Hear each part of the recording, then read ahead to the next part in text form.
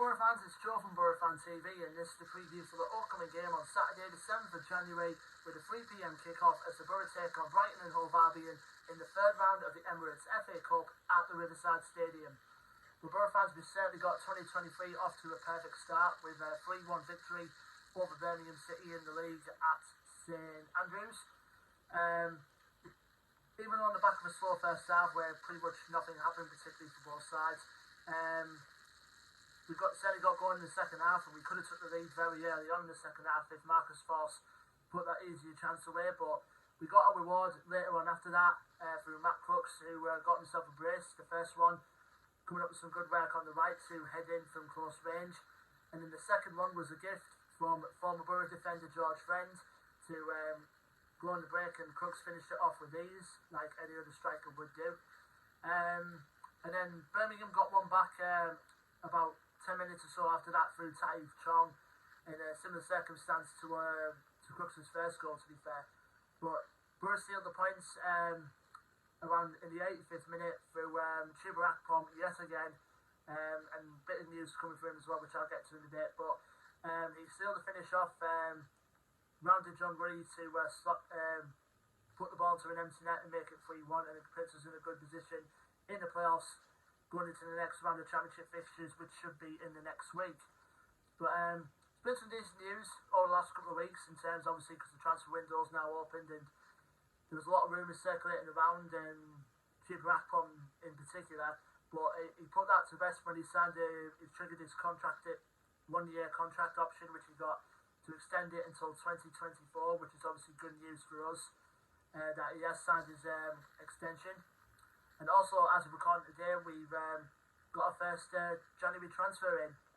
We landed Cameron Archer on loan to the end of the season from Aston Villa.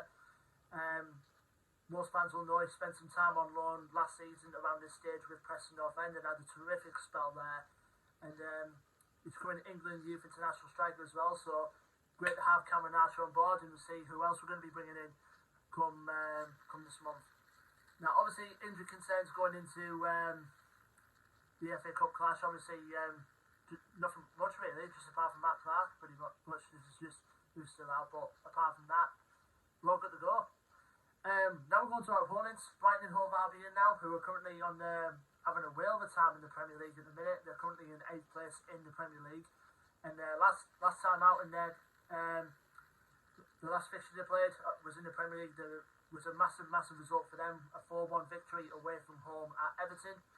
To be honest with Brighton, they got to a pretty good start this season in the Premier League. Obviously, Graham Potter was the manager then, but he left to go to Chelsea, and they brought in a new Italian manager now in Roberto De Zerbi, who's continued where Graham Potter left off basically, and having played some decent football at times. And we know Brighton over the years love to play like decent flair football, which they have done over the years.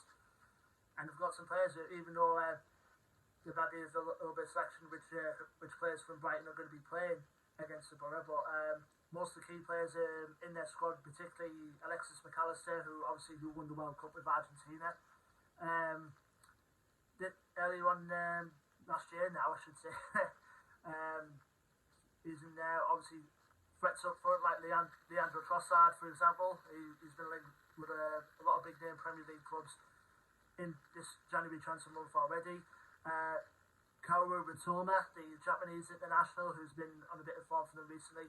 Also, another young player who's just recently come into form himself for Brighton is Evan Ferguson, and then the young Irish striker who has been earlier on, I think it was the summer transfer window, we were on about getting him on loan, or maybe possibly getting him on loan for this month, but Roberto De Zerbi has thrown him into the Brighton first team, and he's been performing well. I think he scored 2 and 2, the one in that defeat against Arsenal, and then obviously in the win against Everton.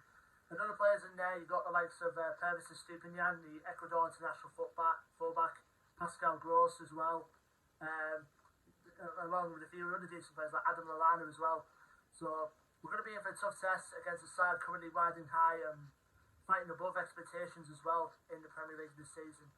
Now, last time we played, Brighton was in this very same competition all the way back in 2018. Again, obviously we're a championship side and they're in the Premier League.